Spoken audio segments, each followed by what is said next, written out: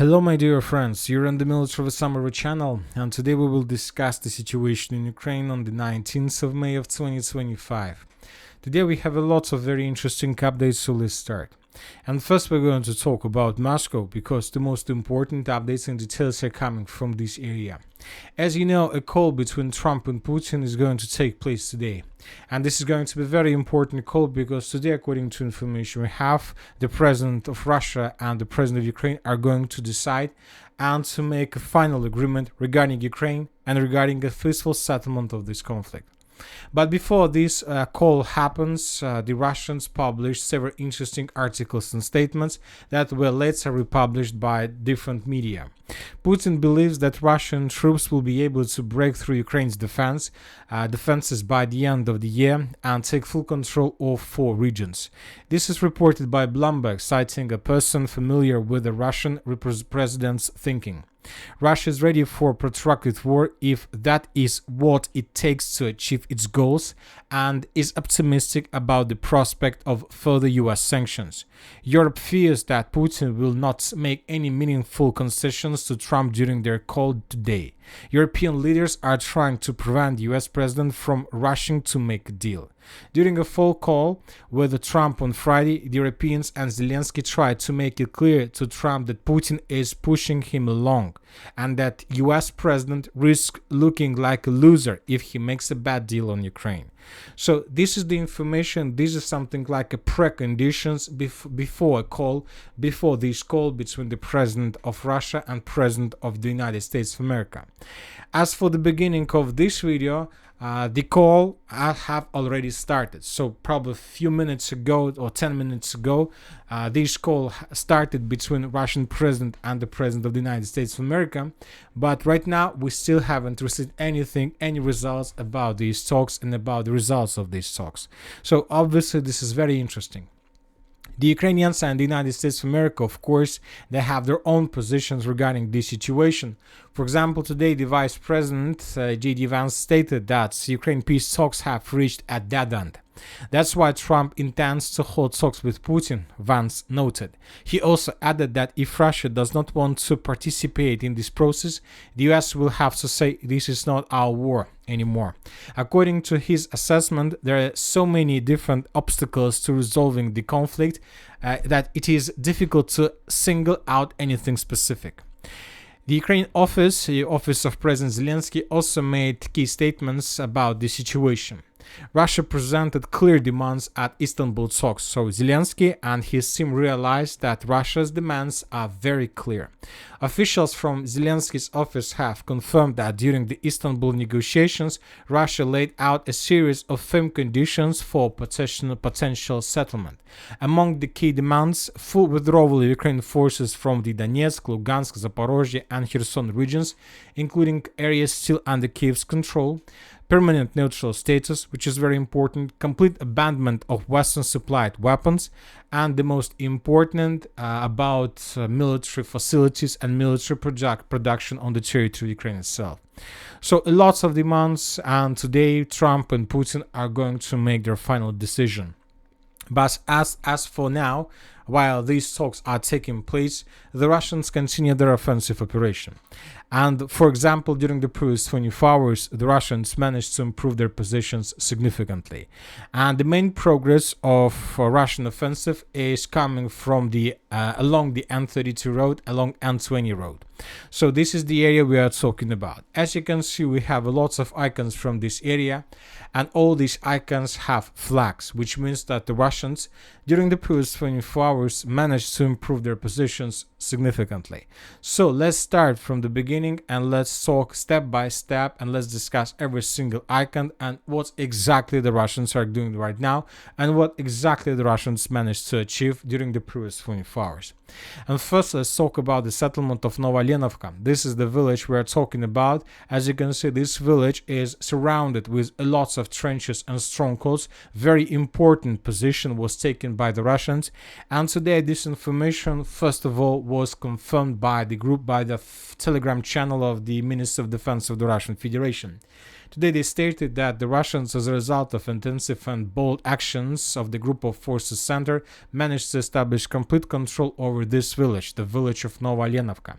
And based on this report that was published by the Minister of Defense of the Russian Federation, we have adjusted the map. As you can see, we have colored not just the village itself, but also we have colored positions and strongholds along N32 road. But most likely, the Russians managed to improve their positions even more, but as of the end of the 9th of May of 2025, we don't have any proofs that can confirm this. Now let's move to the southern flank, to the southwestern flank in the vicinity of Novopoltovka. The Russians managed to improve their positions as well. And we have one video where we can see how exactly the Russians were attacking the western part of the settlement of Novopoltovka. And in the final part of this video, we can see a building where the Russians raised their flag. And this building was geolocated, and this building is located in the most western part of the settlement of Novopoltovka. And this is exactly the building where the Russians raised their flag. So based on this video, we have adjusted this pocket between these three lines and the eastern part of Novopoltovka.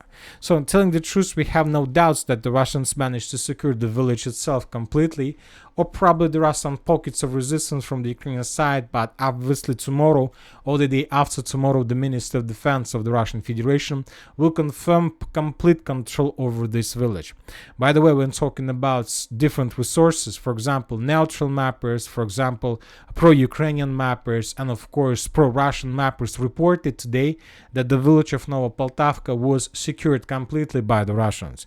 And when talking about pro-Ukrainian sources, we see that they show us huge progress of the Russians along this road between the settlements of Vozdvizhenka, Timofeevka, further in the northern directions towards the village of Popy Yar. Obviously, the Russians managed to improve their positions significantly just during 1 week of clashes in this area. The Russians managed not just to improve their positions, the Russians managed to break through Ukrainian defense. Furthermore, when talking about pro-Russian resources, today they published additional changes on the ground that we haven't added to map because we are waiting for additional reliable confirmation.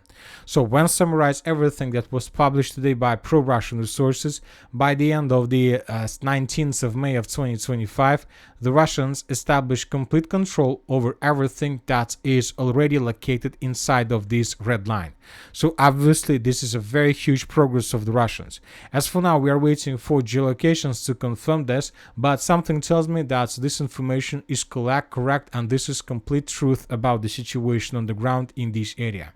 So of course the Russians managed to improve their positions, but the most important question, what the Russians are going to do next.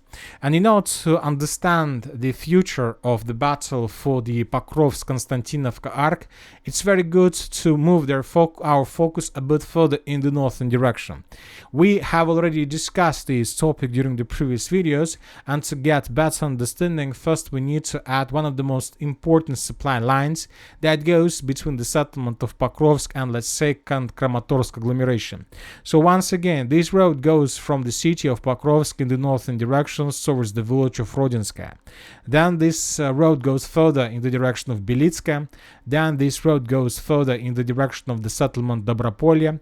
Moving through the village of Dobropolye, this road goes further in the direction of the settlement by the name of Novotroitska, and then in the direction of the village of Andreevka, and then this road goes to Sergeyevka, and after the village of Sergeyevka, this supply line enters the city of Kostiantynivka and Kramatorsk, the city of Kramatorsk. So this is the main supply line that allows the Ukrainians to be flexible, mobile, to keep reserves just in one place, and to maneuver and to manipulate with own reserves between these two cities and between these two agglomerations. Not just two agglomerations, because the city of Kostiantynivka and the defense of the city of Kostiantynivka also depends on the supply line. And today we got one of the most important videos of the previous 24 hours. And in this video we can see how Ukrainian vehicle was moving along this supply line, and we see how the Russians probably see the consequences of Russian FPV drone attack. One of the vehicles of the armored force of Ukraine was destroyed. Of course, we can say that it doesn't mean anything, just one vehicle was destroyed. It's not so critical. It is not a critical situation. I would agree with you if we didn't have more updates during the previous week. For example, this is the situation in this area since the 11th of May of 2025. So 7 days before, during the previous 7 days, we got lots of icons from this area. For example, in this video, we can see how the Russians with probably Iskander missile or with Tornado S missile attacked the concentration of Ukrainian forces. Of course, when talking about this video, nothing special. It's attack of Iskander missile. Of course, the Russians doesn't have thousands of missiles of this type to establish complete missile control over the road. The most important videos are coming from these blue icons. For example, in this video we can see how another Ukrainian vehicle was moving along the same road, and in this episode we can see how the Russians managed to destroy another, let's say, vehicle of the armored forces of Ukraine. A bit further we have another video. This video we have already discussed. We discussed this video 5 minutes ago. Another vehicle was destroyed, and this is another vehicle, but not like a video. This is another picture or photo of several vehicles that were also destroyed by the Russian fire. So currently we can say that the Russians managed to establish complete FPV drone control over this territory, but obviously we see that the Russians are improving their drones and the Russians intensifying their activities along this TO514 road.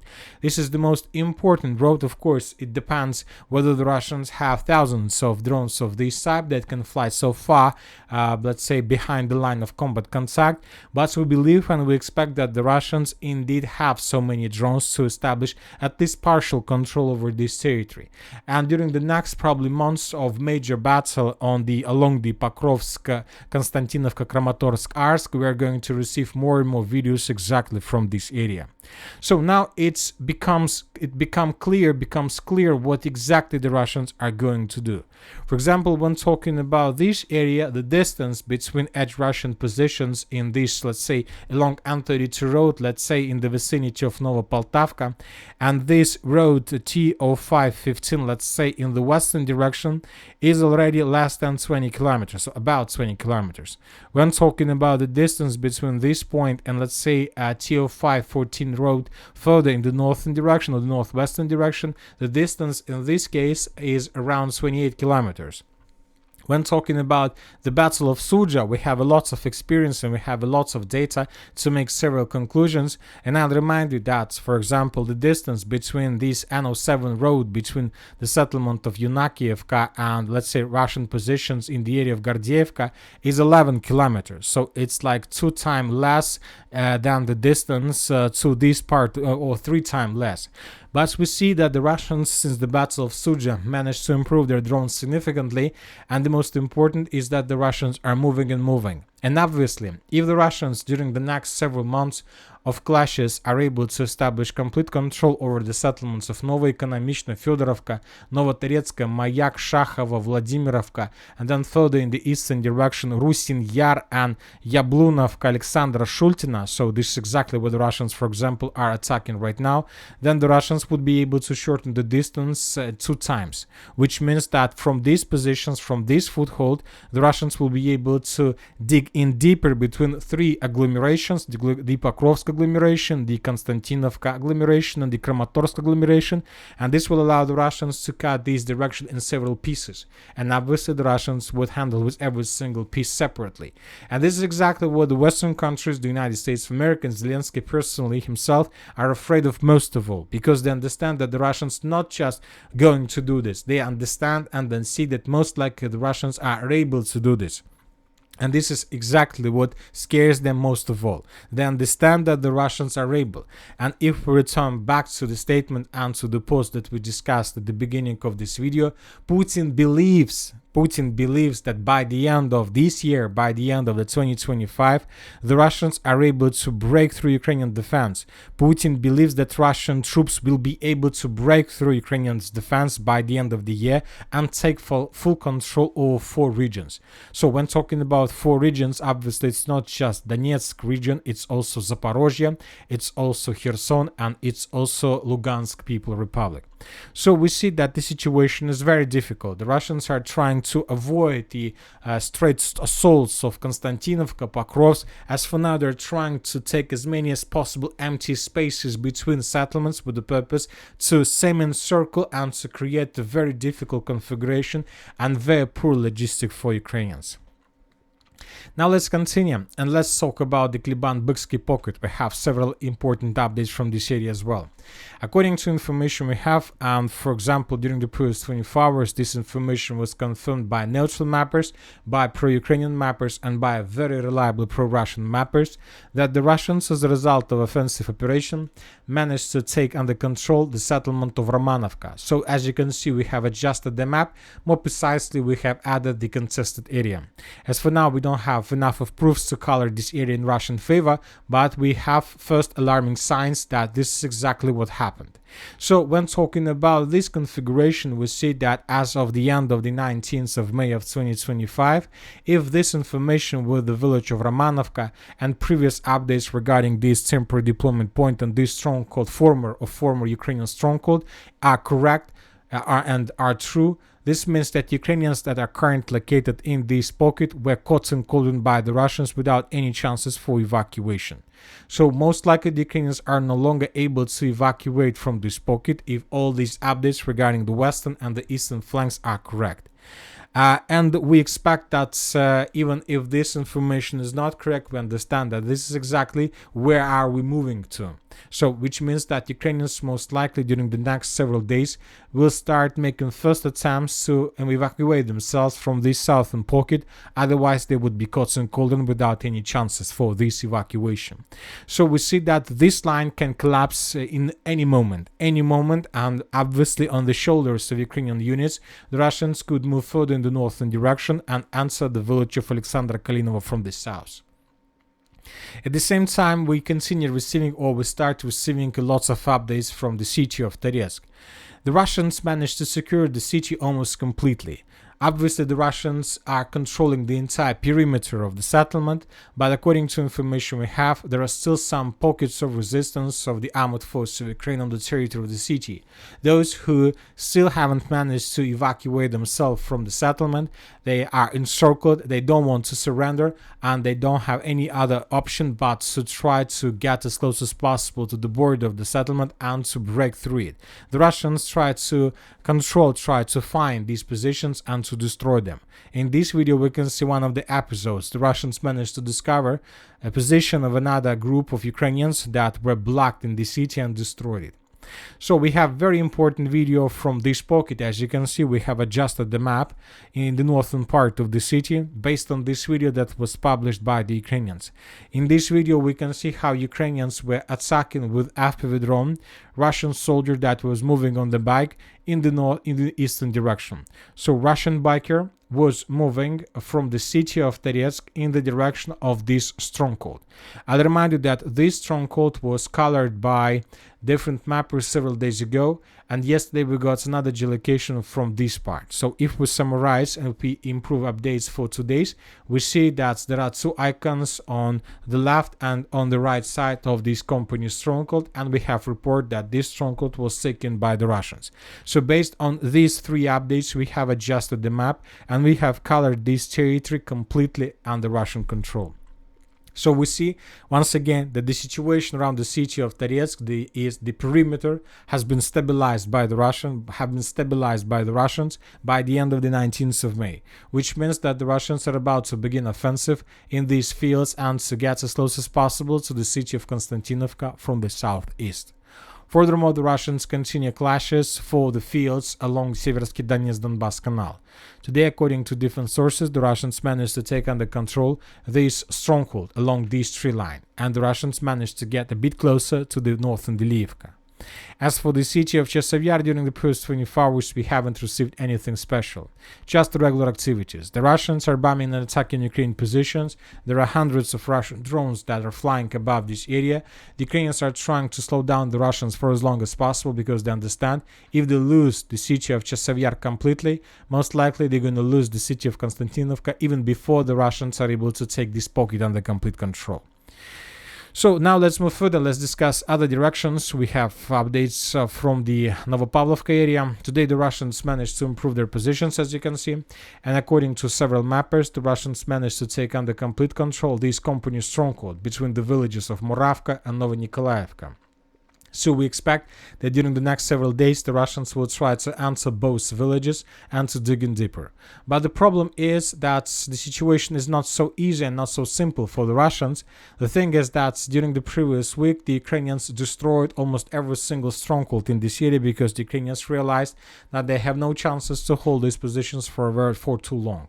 In this video that was published by the 59th Brigade of the Armored Forces of Ukraine, we can see how Ukrainians were destroying all these farms, all these facilities, all these constructions, with the purpose not to allow the Russians to establish control over this territory and not to allow the Russians, the most important thing, to concentrate their forces in this area.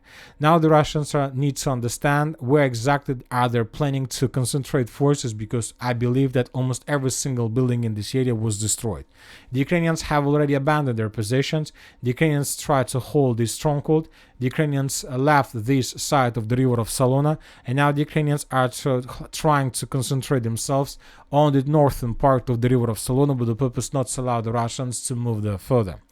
Now let's discuss the South Donetsk direction. As for this area, the Russians continue their offensive operation in the direction of the settlement by the name of Zelene Polye. Today we got report during the morning that the Russians managed to answer these two villages, the village of Zelene Polye and the village of by the name of Novopol, but by the end of the 19th of May of 2025, we got report that the Russians managed to take both villages under complete control. As we discussed in the previous video, we shouldn't expect huge progress or breakthrough from the Russian side in this area, because now the Russians are going to answer these fields and this space with hundreds of no-name villages, and obviously this is going to be a very long and very difficult trip. The main task for the Russians is to answer and to take under complete control the settlement of Pokrovsk, which is located on this intersection of roads, and the Russians most likely from these villages will try to outflank the settlement of Gulaya Polye. So it will take months before the Russians are able to take everything in this pocket. Anyway, the Russians continue. They have a lot of time. Putin told us that he believes that Russia can continue this war for the next several years, but we can't say the same about Ukraine and the Ukrainian side. And that's it for today. Military Summary channel reminds we condemn any violence in the world. Thank you for your watching. Subscribe to my channel, put your likes, join my Patreon, and have a good day. Bye bye.